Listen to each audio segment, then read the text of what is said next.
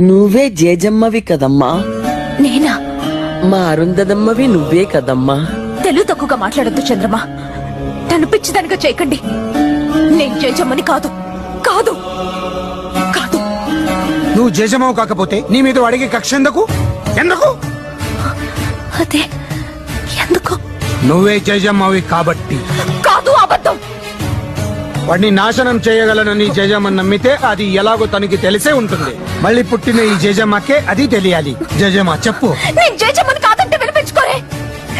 నా చుట్టూ ఈ కట్టు కదలేంటి? నీ చుట్టూ రగులుతున్న ఈ వినాశనం అబద్ధమా? నిజం. నిన్ను వాడు నాశనం చేస్తాననడం అబద్ధమా?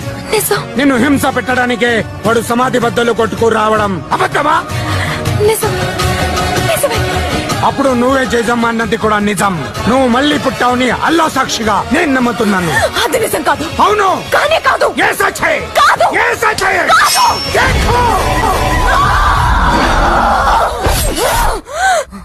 మాట నిలుపుకొంటివమ్మా జేజమ్మ, మళ్ళీ జన్మ ఎత్తినావమ్మా.